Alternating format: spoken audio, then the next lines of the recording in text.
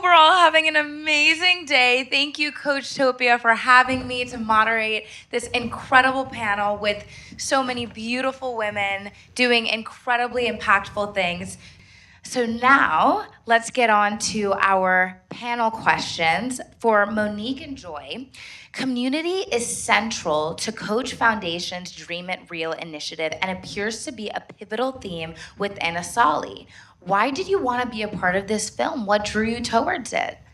For me, I spent a lot of years obviously being an actress, but then it was so empty. It felt like the platform felt like it wasn't something that had meaning unless I gave it purpose. And so it was very important to me to find a way to bridge my acting and my advocacy. And so when Maya reached out and said that she had this project, I knew, because I knew her, that there was going to be a depth to it, that there was going to be more to it than just the opportunity to lend my voice, but also to advocate for the planet. So I think it's really wonderful. It's very lonely to do this work sometimes. And so to your point about community specifically, it was really the opportunity to work with people that I love about and lend our voices to something that is bigger than us and that is so important. As a Nigerian, I mean, the opportunities for representation for us traditionally have been like a little limited. Nollywood is a thriving industry, but when you're born and raised in America, you're trying to carve out a space where people understand your voice and your accent and your mannerisms and your culture, and it's not always reflected. So as a voice actor, I was just trying to break in. And I had posted my own demo that I self-produced. And that same week, this is the first week of me admitting to the universe that I was ready to be a voice actor, I get a DM from Maya that says that she would love to cast me in a film. So when you put those things out into the universe, they will reward you, God will reward you, the universe will hear you. And it was the first animated short film project that I was cast in.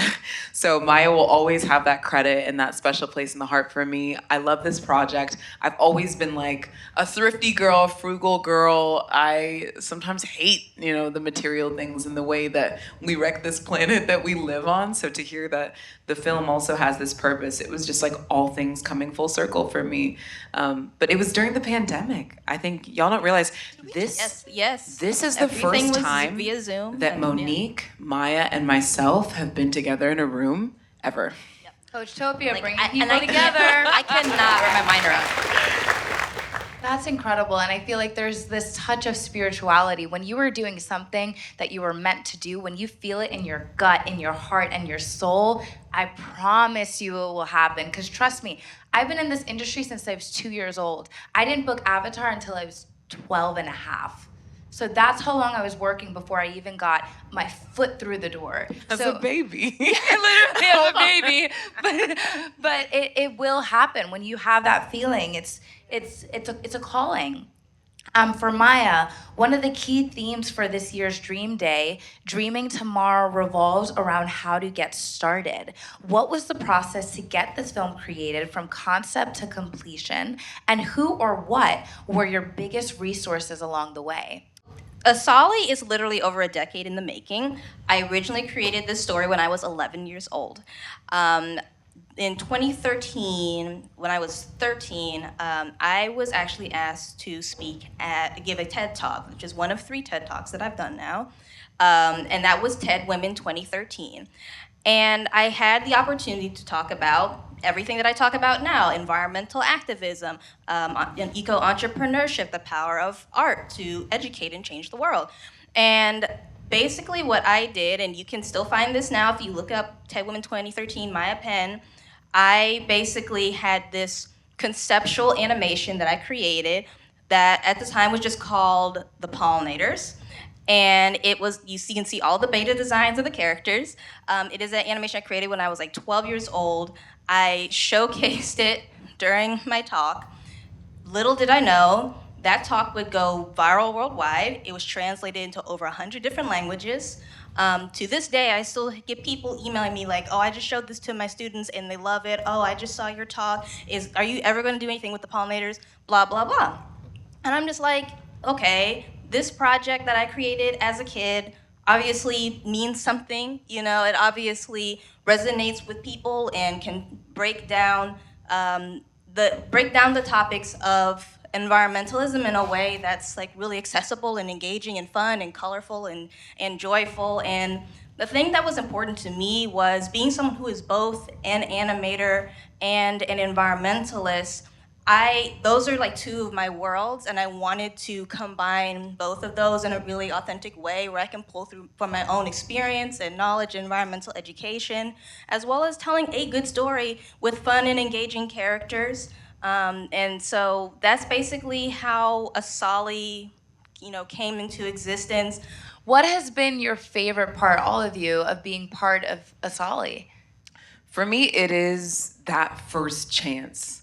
Like it happening so quickly in my voiceover career.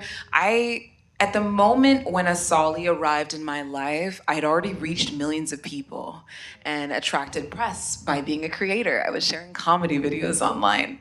And it was this like long held and long suppressed vision and dream of watching actresses that I admire, where I said, well, maybe I'm not the talent. Maybe I'm just funny with my friends, and maybe it's not a career for me because there are other people who are more talented or who have gone farther at a younger age. And so for me, it was reactivating the childhood dream. It was investing in myself, investing time, energy, and just the courage to believe that I could operate at the level that I know I'm capable of. You know, a lot of people look at someone in my position and make a lot of assumptions about what my life and my career has been like. And it is likely not like that at all. It has very much been an uphill battle. It has very much been something where I have experienced so much disappointment, so many unrealized and dormant dreams, and doors that were closed. And when Maya reached out, it was actually at a time where I was going through one of the most difficult times in my adult life. I had just left my husband. I didn't know where I was going to live, and one of my dearest girlfriends asked me to come and be on set with her to support her while she was the lead in a massive, massive project. And there have been many times in my life and my career where I wondered if there was what the next step was going to be. And that's why advocacy is such an important and fundamental part of the center of who I am, because it's the only thing that is constant. The only thing that we can control is what we do and how we serve. And so for me, being an actress is an act of service. It is an opportunity to give of myself and to lend myself. But what was so special about this is that a friend gave me this opportunity. And I find that most of the most incredible opportunities that have been realized have been the ones that have come from the people that are closest to me, that have seen me, you know, as someone who was the United Nations Youth Champion for the International Year of Youth, who has spent over the last, you know, however long working with Girl Up and Thirst Project and all of these different organizations for the last 13 years. There was a moment where I wasn't sure if my career was ever going to get reactivated. And so the opportunity to bring together my acting and my activism is my favorite part of being a part of the project like this. It's so special, and we can feel the joy coming out of each and every one of you. I think there's something important to, and I hope you guys recognize, is it takes a village. And you bring your friends to the top with you, so it's not lonely when you get there. Maya, this is truly a passion project for you. What is advice you would give to all of the Coachtopians here on becoming an animator, actor, creator?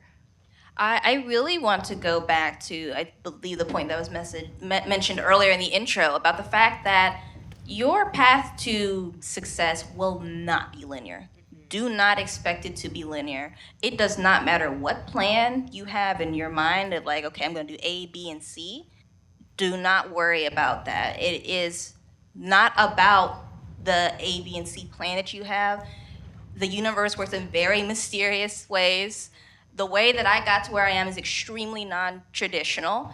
The way that I started my company, you know, I'm not someone who was like, you know, working with or like interning with big studios and, you know, anything like that. I literally started as an environmental activist and artist as an 8-year-old.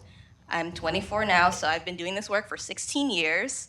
I just before environmentalism or sustainability was cool in any way, shape, or form, people are like, what is this kid talking about? There was no climate strike, there was no nothing, right?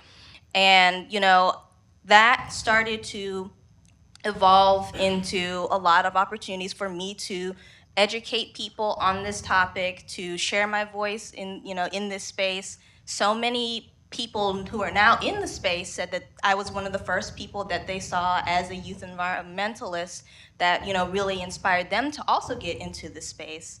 It's so important to trust your gut, to be adaptable, to, you know, work with the, you know, the strange opportunities, the door that closes and then the window that opens that you didn't expect, you know, and to really believe in yourself and believe in your vision. Again, the power of community is so important over competition. Like, we are much stronger together.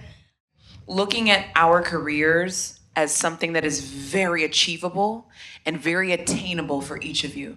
There's nothing about the makeup, the glitz, the glam, the travel, the gifting, that you cannot achieve by just putting brick by brick and building that house.